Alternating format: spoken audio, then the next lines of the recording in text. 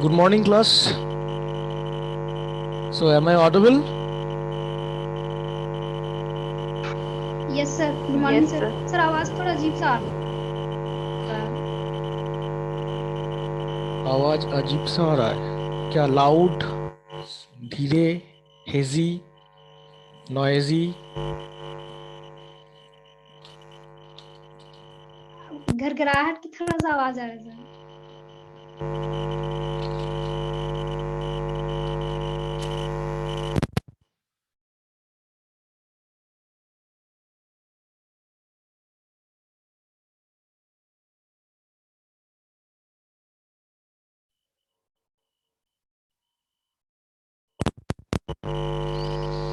Okay, now is it clear or same? Same. I do not know what sir is आप going बोलना on. Start कीजिए sir, बोलते Okay, बोलते okay. नहीं ये। ठीक है. So basically, I think you know that what class is going on. So, do you know? I think you got the routine, right?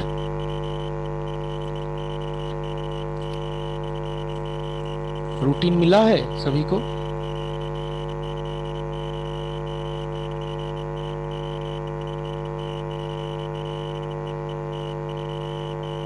Yes sir.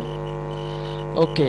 सो मेरा जो क्लास अलॉटेड हुआ है दैट इज़ माइक्रोवेव इंजीनियरिंग. सो इस class के बारे में थोड़ा सा इंट्रोडक्शन आज देना है.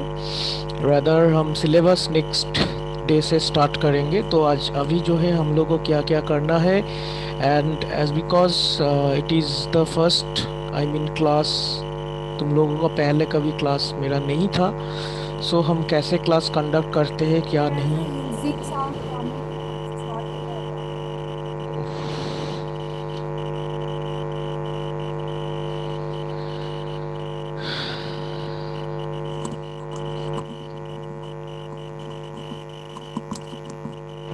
Good morning, sir.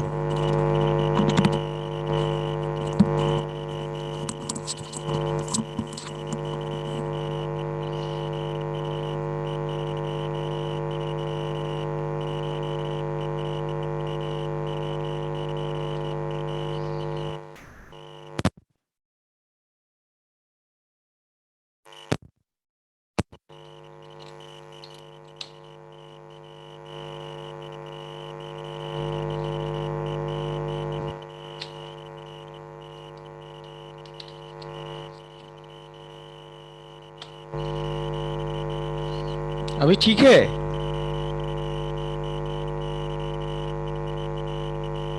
सर आप बोलते हैं ना तो उस तरह का मतलब घरघराहट का आवाज नहीं आता, नहीं बोलते तब आता है, इसलिए अच्छा अच्छा, मे कंटिन्यू भी बोलते। कुछ वायर्स का कुछ लूज कनेक्शन हो रहा है. तो let me check. Okay, so अभी कुछ दिन क्लास बंद था. सो एक बार चेक करना पड़ेगा. सो अभी आज का कर लेते हैं, बीच में देखते हैं कि क्या प्रॉब्लम हो रहा है या नहीं. सो मेनली जो है यहाँ पे हम लोग अभी माइक्रोवेव इंजीनियरिंग स्टडी करने वाले हैं. Okay, so your attendance will be very very important, that you already know. क्योंकि अटेंडेंस के वजह से मिड सेमिस्टर नहीं हो पाता है स्टूडेंट्स का जो भी है. सो इसीलिए क्लास अटेंड करना ज़रूरी है. एंड कितना दिन ऑनलाइन मोड में चलता है वो भी देखने का बात है, क्योंकि maybe soon offline class will start. So ज़्यादा दिन हो सकता है नहीं होगा, लेकिन जितना दिन हो रहा है you have to careful, you have to attend all the classes. Okay, so laboratory, कोई कोई स्टूडेंट्स हमसे ये भी पूछा है कि लैब कब से स्टार्ट होगा. स्टिल लैब स्टार्ट होने में एक हफ्ता दो हफ्ता चाहिए, क्योंकि एक सब्जेक्ट का एक बेसिक इंट्रोडक्शन होता है. कुछ आइडिया होता है, उसके बाद ही लैब करने से अच्छा रहेगा. सपोज़ मान लो आज हम पहला दिन ही अगर लैब करते तो कुछ आइडिया नहीं रहता सब्जेक्ट के बारे में. इसीलिए एक हफ्ता दो हफ्ता बाद तो रेदर उसके बाद तो टाइम हो ही जा रहा है, 22 होली के बाद हो रहा. तो लेट्स सी, क्योंकि I do not know also. Okay, so इसीलिए हम आंसर नहीं कर पाते हैं कि कब से ऑफलाइन होगा ऑनलाइन होगा. एक्चुअली डेट एग्जैक्टली पता होता तो हम तुम लोगों को साथ शेयर कर देते, लेकिन हमको भी पता नहीं है. सो डिसीजन के ऊपर डिपेंड करता है. सो इसीलिए, एंड इसका जो अटेंडेंस जो होता है, ये ऑनलाइन क्लासेस का जो अटेंडेंस होता है, आई डू नॉट नो तुम लोग कैसे देते हो, लेकिन अभी जो चैट बॉक्स पे तुम लोग अपना अपना roll number, name and roll number, ठीक है। रोल नंबर का लास्ट 2 डिजिट लिखने से भी हो जाएगा। तो यूनिवर्सिटी रोल नंबर या registration number whatever you have, so वो दे दोगे। तो someone wrote Poonam Kumari EC. EC लिखने का जरूरत नहीं है क्योंकि all are from EC. Okay, so EC लिखने का जरूरत नहीं है, ये क्लास से भी सी ब्रांच का ही होता है। So just give your last 2 digit of your roll और 4 digit of your roll number. Okay, so इसके चैट को हम सेव करते हैं, उसके बाद तुम लोगों का अटेंडेंस काउंट होता है। सो भूलना नहीं है कभी, क्योंकि एट क्लास कर रहे हो, क्योंकि हम कोई स्क्रीनशॉट ये सब नहीं करते। हाँ, डेफिनेटली हम क्लास का जो भी मटेरियल्स होगा वो ये रिकॉर्डिंग यूट्यूब में भी डालते हैं लाइक अदर टीचर्स। सो अटेंडेंस जो है हम वो चैट से कलेक्ट करते हैं, ठीक है। तो ये जब क्लास में जब ऑन हो जाओगे तो उस समय ज़रूर चैट बॉक्स में, हम हर टाइम नहीं बोलेंगे, फर्स्ट क्लास है इसीलिए तुम लोगों को शायद बोल रहा हूँ कि अटेंडेंस जो है नेम एंड रोल नंबर लिख दोगे उधर, ठीक है। किसी किसी का हो सकता है नेम सेम है, इसीलिए रोल नंबर देना जरूरी है। ओके, ये कविता कुमारी एंड बबीता कुमारी, ये कौन है? एक ही साथ दोनों यहाँ पे भी प्रॉक्सी दे रहे हो क्या? एक ही आईडी से एक ही अटेंडेंस होता साथ है? में क्लास कर रहे हैं। नहीं, साथ में क्लास करने से नहीं होगा, साथ में तो आप एग्जाम किससे नहीं कर? दोगे ना।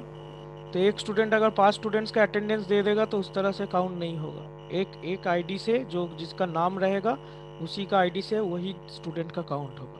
And make your ID and जो क्लास में जब ज्वाइन करोगे उसमें भी नेम एंड योर क्लास, जैसा कि तुम लोग इधर लिख रहे हो उसी हिसाब से नेम भी होना चाहिए, ठीक है। ऐसा नहीं है कि सपोज किसी, से कल से कर लेंगे। नहीं ठीक है, वो हम करो, कोई प्रॉब्लम नहीं है, जस्ट हम बोल रहे हैं। सपोज मान लो किसी ओके का, सर। अगर मान लो सचिन तेंदुलकर ऐसा नेम से ज्वाइन कर, ऐसा मत करो, ठीक है। जो तुम्हारा नेम है, जो कि तुम्हारा कॉलेज में रजिस्टर्ड है, एंड उसके साइड में रोल नंबर, क्योंकि इस रोल नंबर इसलिए दिया जाता है ताकि किसी का सेम नेम हो जाता है, तो समझ में नहीं आता, आइडेंटिफाई के लिए रोल नंबर देना जरूरी है। Hope I am clear. Okay, so now अभी जो हम डिस्कस करने वाले that is the subject related certificate, subject में बातचीत करते हैं। So microwave engineering already Google classroom में हम एक पोर्ट और लिंक दोनों दे दिए हैं। तुम लोग जैसे जैसे तुम लोगों का सुविधा होता है, लिंक से भी ज्वाइन हो सकते हो या फिर पोर्ट से भी ज्वाइन हो सकते हो, सभी कोई स्टूडेंट ज्वाइन हो जाओगे थ्रू पोर्ट। एंड सब्जेक्ट के बारे में अगर बोलना चाहता हूँ तो it is related with your electromagnetic field theory, okay, उसी का एक सक्सेसर बोला जा सकता है। सो इलेक्ट्रोमैग्नेटिक थ्योरी तुम लोग का था, कभी पढ़े हो?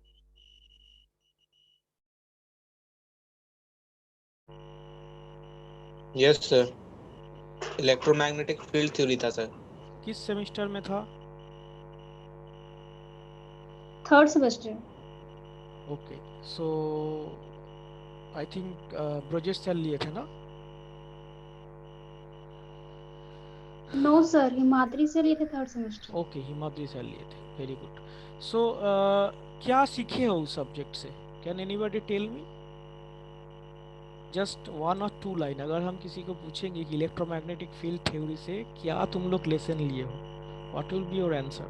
पढ़े तो हो बहुत कुछ, एक सेमेस्टर तक पढ़ाई हुआ है, लेकिन अगर 2 लाइन में अगर एक्सप्लेन करने के लिए बोलेंगे तो उसमें से क्या आंसर करोगे?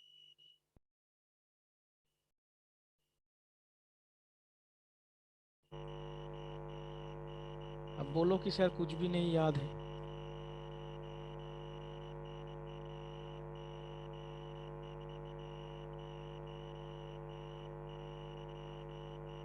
कुछ आंसर आएगा?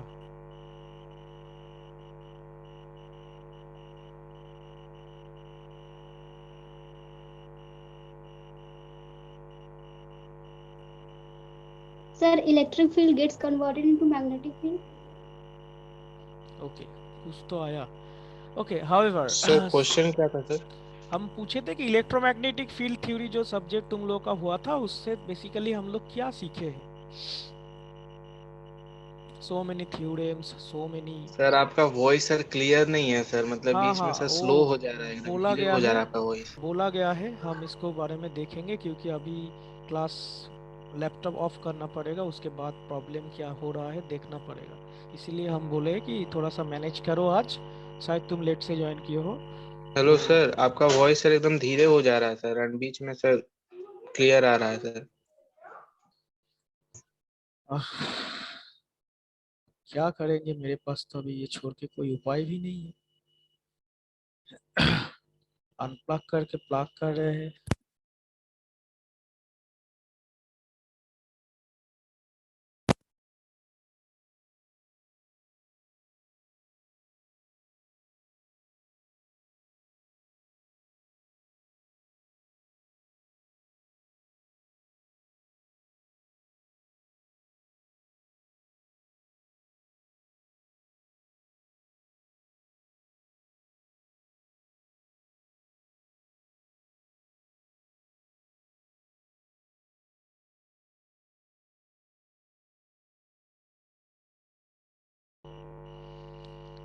Okay, so now am I audible?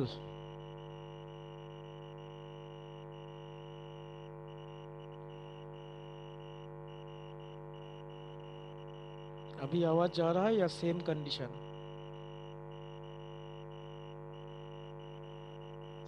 आ रहा है सर। ओके, सो ओके, जहाँ अभी पे आ रहा है सर। ओके, सो जहाँ पे हम लोग बातचीत कर रहे थे वो मे भी हो सकता है नेटवर्क के लिए भी हो सकता है, क्योंकि मेरा तो माइक्रोफोन सही है, क्योंकि हम क्लास भी लिए थे कल, कोई प्रॉब्लम तो नहीं स्टूडेंट से आया तो। whatever. So जो ये जो है ये माइक्रोवेव इंजीनियरिंग इज मोर और less related with electromagnetic field theory, okay, and not only electromagnetic field theory, इसके साथ बहुत ही मिलता जुलता होगा। एंड एज बिकॉज देखो, सेमिस्टर जब हायर हो जाता है तो इसमें जो जो कुछ कुछ कंसेप्ट्स रहेगा, कम्युनिकेशन का कुछ कंसेप्ट्स रहेगा, है ना, analogue communication, that means wavelength, amplitude, ये सब के बारे में आइडिया होना चाहिए, स्पेक्ट्रम, ये सब के बारे में आइडिया होना चाहिए। तो जो लोग रेगुलर स्टूडेंट हो, तुम लोग तो थोड़ा सा मतलब इलेक्ट्रोमैग्नेटिक फील्ड, एनालॉग, ये सब तो पढ़े हो। और जो डी टू डी स्टूडेंट्स हो, क्योंकि आई थिंक ज़्यादा स्टूडेंट्स डी टू डी से ही है, सो क्या डी टू डी स्टूडेंट्स का पहले ये सब्जेक्ट डिप्लोमा लेवल पे पढ़ाई होता है?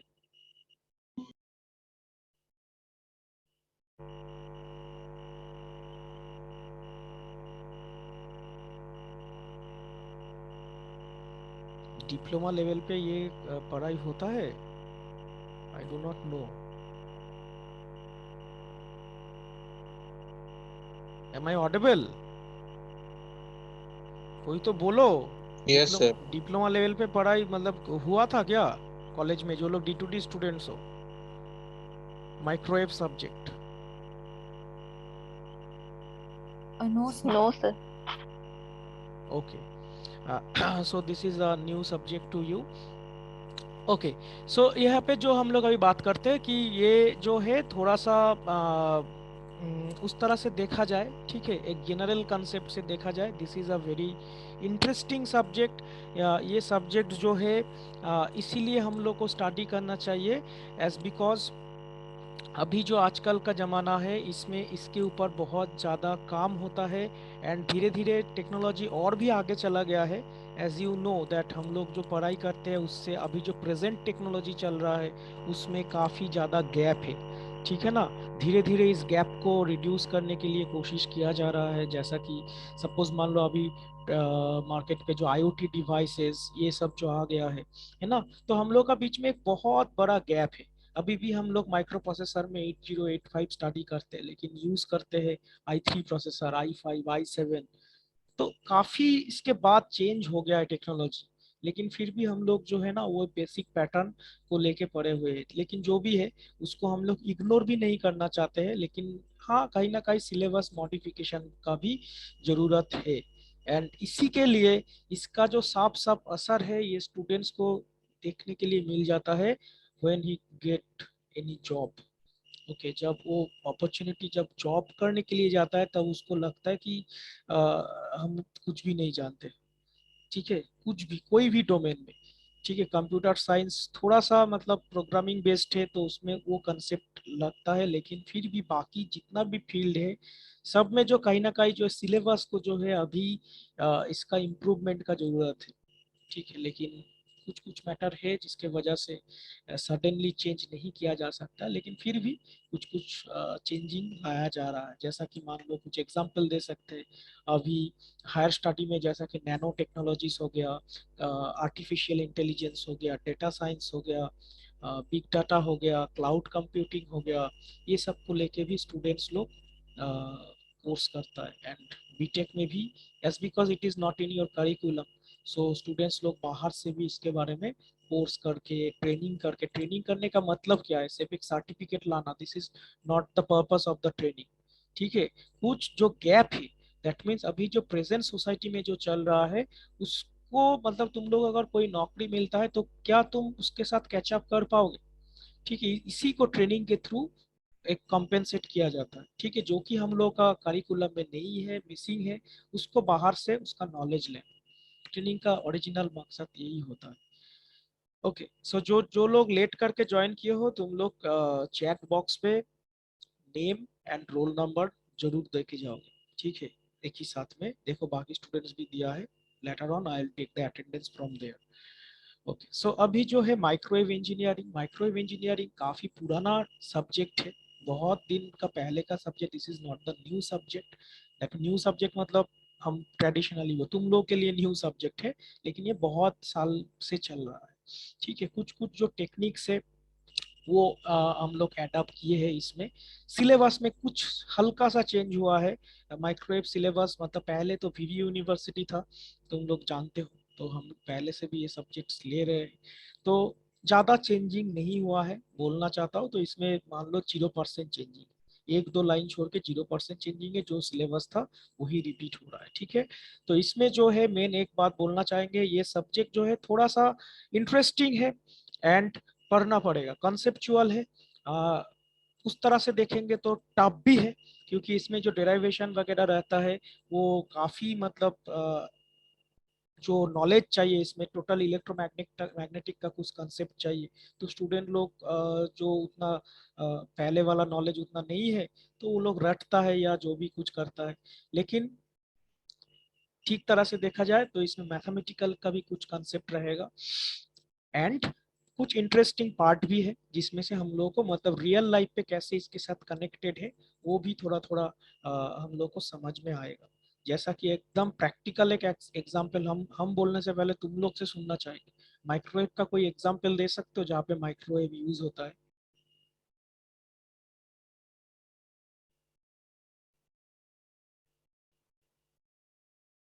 Yes sir. बोलो। हेलो। हम्म। सर ये डायरेक्ट ब्रॉडकास्ट सैटेलाइट में होता है। ये तुम्हारा घर पे है? और सर ये इसमें भी होता है पर्सनल कम्युनिकेशन सिस्टम में। ये तुम्हारा घर पे है?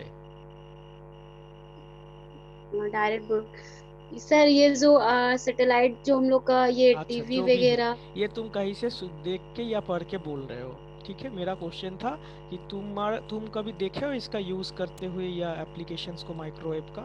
डेफिनेटली तुम्हारा घर पे तुम मोबाइल यूज़ करते हो, तो कहीं ना कहीं उसमें तो है ही, है ना।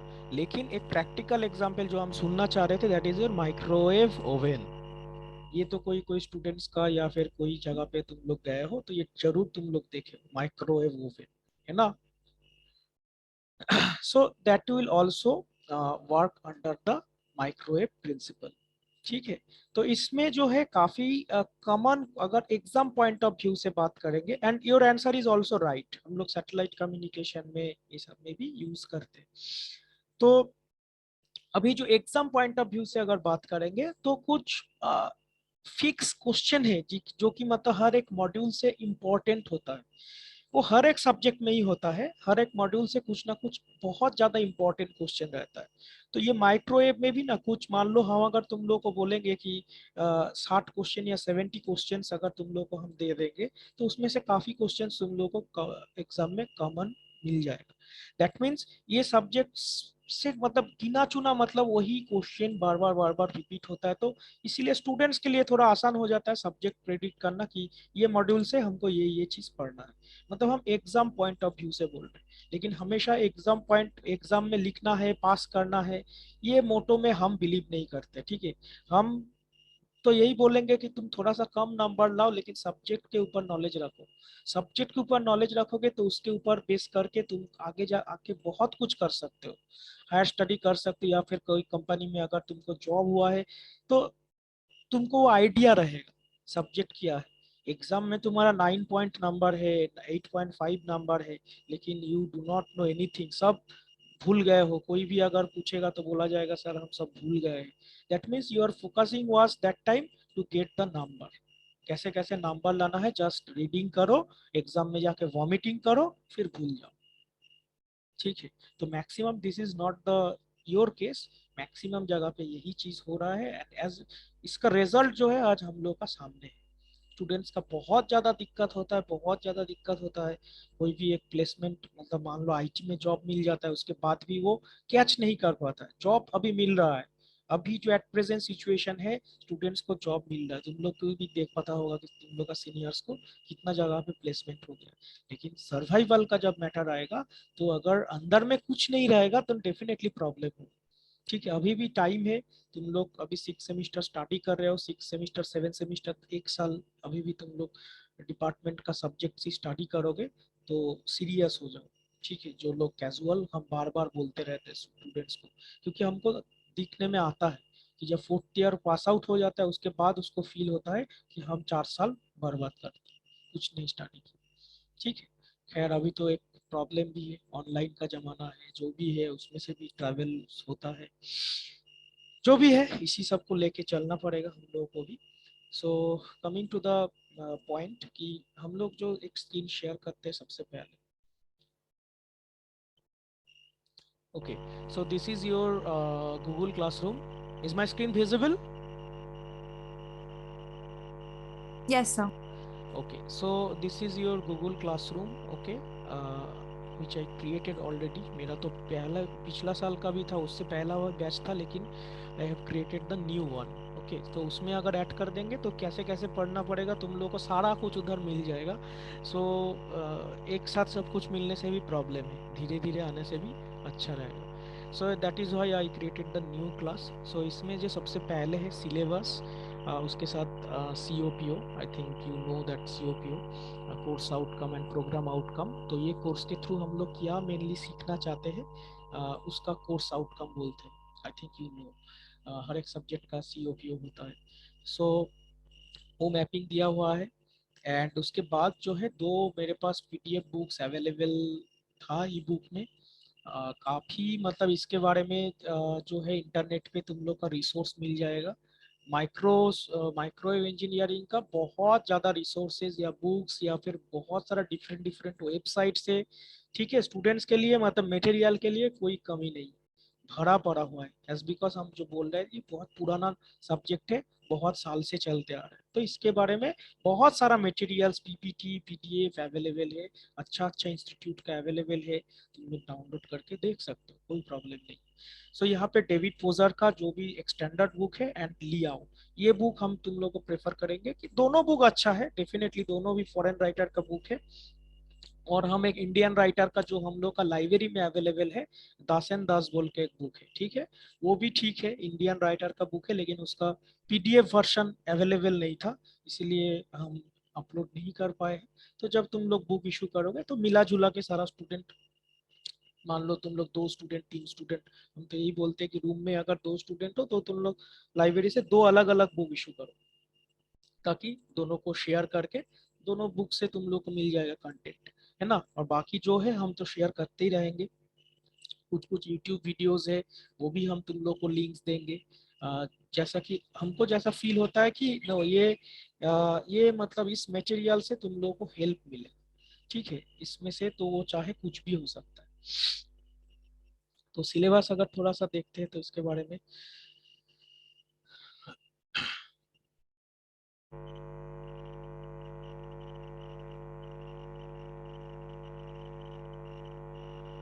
Okay, so this is your syllabus. Is it visible?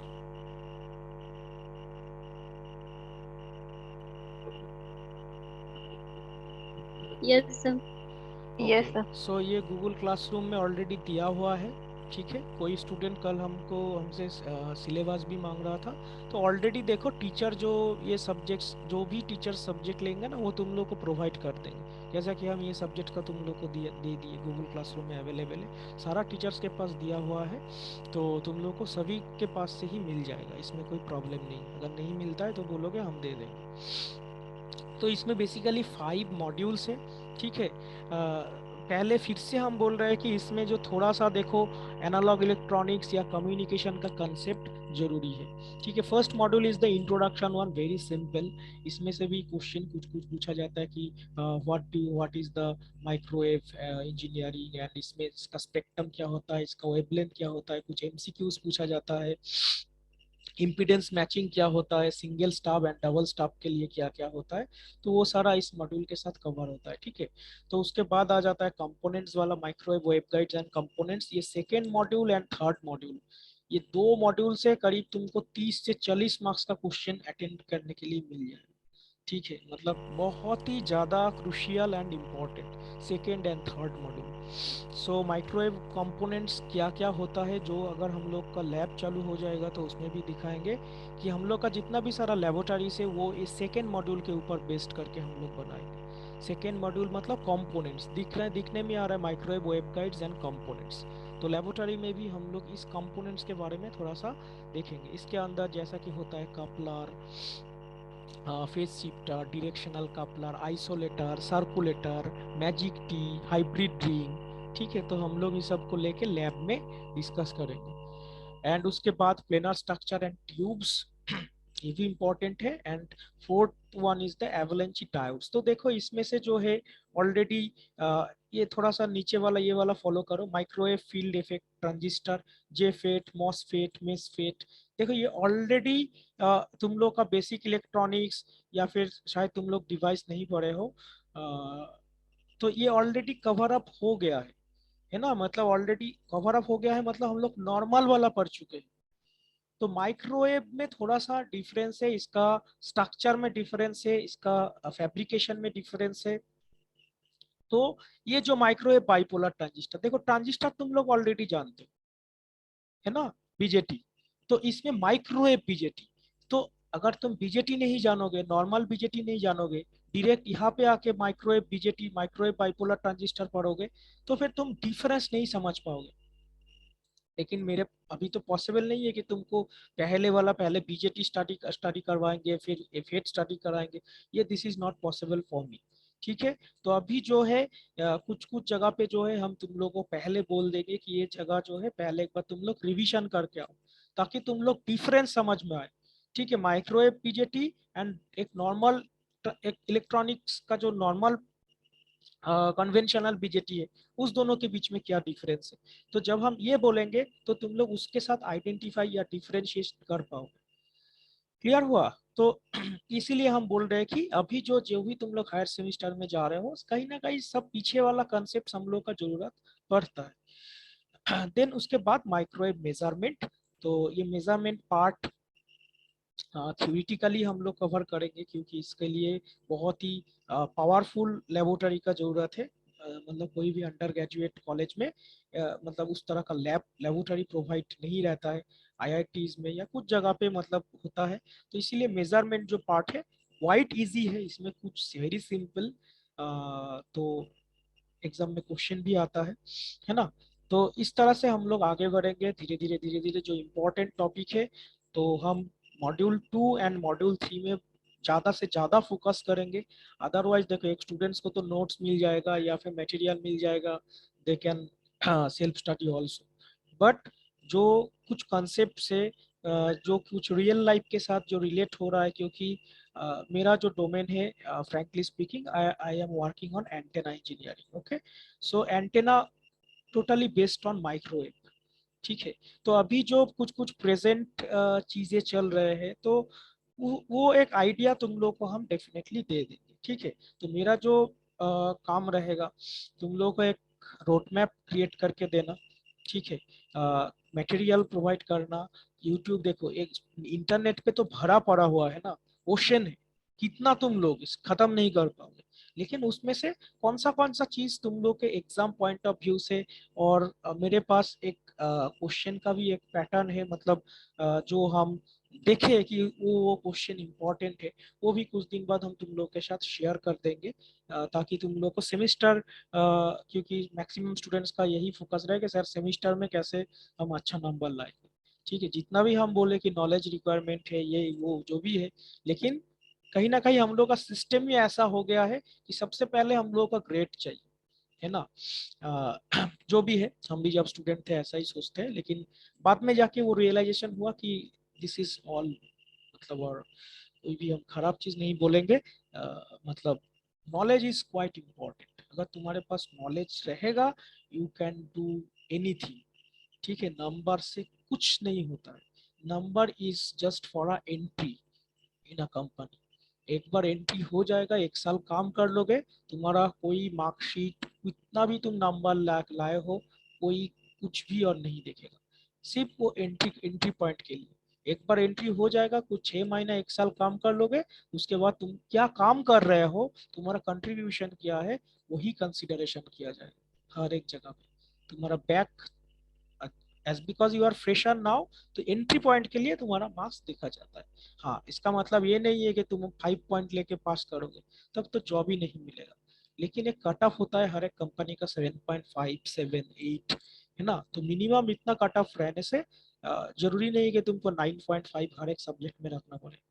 अगर रखोगे तो गुड, कोई प्रॉब्लम नहीं है, लेकिन एक मिनिमम कट ऑफ से ही मान लो 7.5 भी एक स्टूडेंट का अगर रहता है, अगर उसका नॉलेज ठीक ठाक है, वो बहुत दूर तक जा सकता है। ये this is applicable for all students, all branches.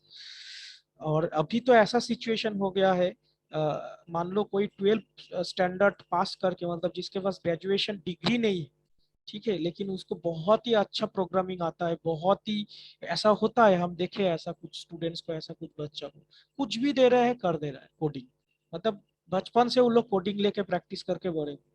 ठीक है ना, तो उस तरह से जो स्टूडेंट्स है, जिसके पास डिग्री नहीं है, नॉलेज है, अभी तो ऐसा सिचुएशन है मार्केट में कि डिग्री भी उतना ज्यादा वैल्यू नहीं दिया जा रहा है। If you know the work, if you have the work knowledge, then only you get the opportunity. ठीक है, ऐसा भी कुछ है कि 12 pass student, they are earning 50 lakh 70 lakh per annum, हो सकता है, कोई बड़ी बात नहीं। तो इसीलिए हम बोलेंगे कि जो भी कुछ स्टडी करोगे, थोड़ा सा इम्पैक्टफुल स्टडी करना, ठीक है, कि इसके ये पढ़ के हम मेरे को क्या अंडरस्टैंडिंग हो रहा है। हर एक सब्जेक्ट से, हर एक टॉपिक से हम लोग कुछ ना कुछ सीखते हैं। ओके, सो ये था मेरा सिलेबस, तुम लोग देख लेना, गूगल क्लासरूम में ऑलरेडी दिया हुआ है। Let me share another thing, that microwave spectrum.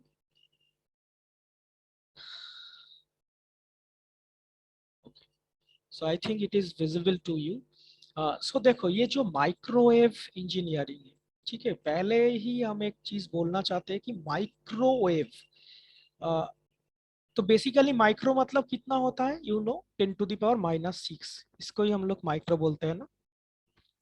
लेकिन ये जो माइक्रोवेव नाम जब दिया गया था ना ये सब्जेक्ट का, तो ऐसा किसी को फील हो सकता है सर जो वेवलेंथ है वो माइक्रो रेंज में रहेगा। हाँ, डेफिनेटली माइक्रो रेंज में रहता ही है, लेकिन और भी रेंज में भी रह सकता है, मिली रेंज, है ना। तो सिर्फ micro term, that means your 10⁻⁻⁶, ये कंसेप्ट, ये सब्जेक्ट का नेम इस तरह से मीनिंग नहीं करता है। ठीक है, दैट मीन्स ये जो माइक्रोवेव है, ये माइक्रो मतलब क्या, छोटा, है ना। तुम लोग जानते हो मैक्रो माइक्रो, तो माइक्रो मतलब हम लोग मीन करते हैं, जो अगर ट्रेडिशनल इंग्लिश अगर हम लोग फॉलो करेंगे, डिक्शनरी इंग्लिश, तो माइक्रो मीन्स छोटा, जैसा बोलते हैं कि माइक्रो ऑर्गन्स, इस तरह से। तो माइक्रो मीन्स स्मॉल, उसको हम लोग उस मेजरमेंट के थ्रू, दैट मीन 10 कितना, उस रेंज से नहीं डिफाइन करेंगे। ठीक है, तो ये सब्जेक्ट जब डेवलप हुआ था, सब्जेक्ट का नाम जब दिया गया था, तो उस समय माइक्रोवेव मीन्स जो वेवलेंथ हम लोग का बहुत ही छोटा छोटा वेवलेंथ लेके हम लोग काम करेंगे, जो कि विजिबल नहीं है, तो इस बेसिस पे इस सब्जेक्ट का नाम दिया गया था। ठीक है, तो कोई अगर इसमें ज्यादा दिमाग लगाया कि सर इसमें तो 10 टू द पावर इतना वेवलेंथ तो इस रेंज से बाहर चला जा रहा है, तो इसीलिए हम पहले ये चीज तुम लोग को क्लियर कर दिए। ये जो सब्जेक्ट का नाम हुआ था, पहले उतना नहीं सोचा गया था कि इसके बाद मिली वेव भी हो सकता है, मिली मतलब जैसा माइक्रोवेव उसकी तरह से मिली वेव भी होता है। ठीक है, तो उस तरह से ये कंसेप्ट को नहीं बिल्डअप किया गया था। ठीक है, दैट माइक्रो मतलब छोटा। क्लियर हुआ? तो अभी जो देखो यहाँ पे एक चार्ट तुम लोग के सामने ओपन किया हुआ है, that is the radio wave, microwave, infrared, visible. ये सब जो है डेफिनेटली ये वेवलेंथ या फिर फ्रीक्वेंसी एक दूसरे के साथ तुम लोग जानते हो रिलेटेड है ना। वेवलेंथ अगर बड़ा कर दोगे तो फिर क्या हो जाएगा, फ्रीक्वेंसी।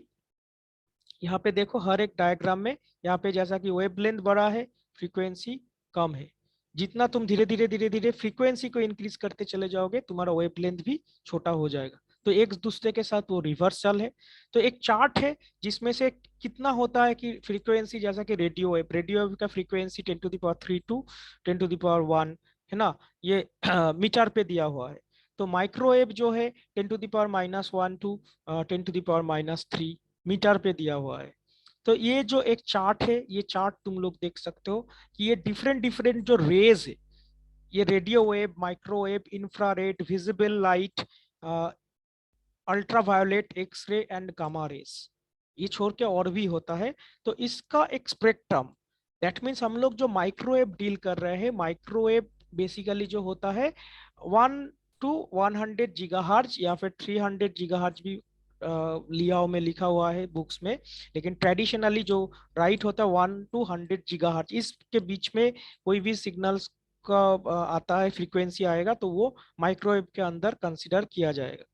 ठीक है, तो इस तरह से ये जो चार्ट है ये हम लोग का ये डिपिक्ट करता है कि इसका जो माइक्रोवेव का वेवलेंथ एंड फ्रीक्वेंसी क्या क्या है। और भी देखो, ये चार्ट शो करने से पहले ये भी तुम लोगों को समझ में एक आ जा रहा है।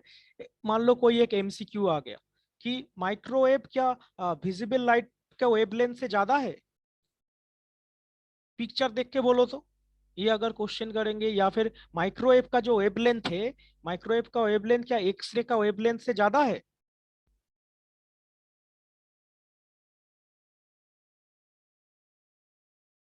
क्या आंसर करोगे?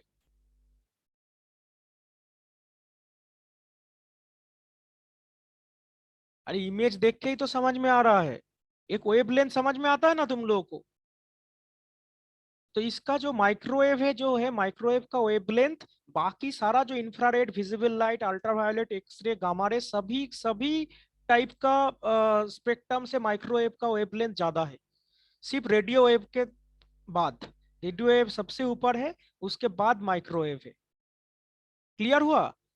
तो सिमिलरली माइक्रोवेव का जो फ्रीक्वेंसी रहेगा, माइक्रोवेव का फ्रीक्वेंसी भी, फ्रीक्वेंसी के मतलब वेवलेंथ ज्यादा है मतलब फ्रीक्वेंसी कम। क्लियर हुआ? तो इस तरह से जो गामा रेज होता है, गामा रेज का फ्रीक्वेंसी बहुत ज्यादा रहता है। ठीक है ना। तो ये एक एमसीक्यू सॉल्यूशन के लिए ये डायग्राम अगर याद रहेगा तो तुम लोग इसका आंसर कर सकते हो।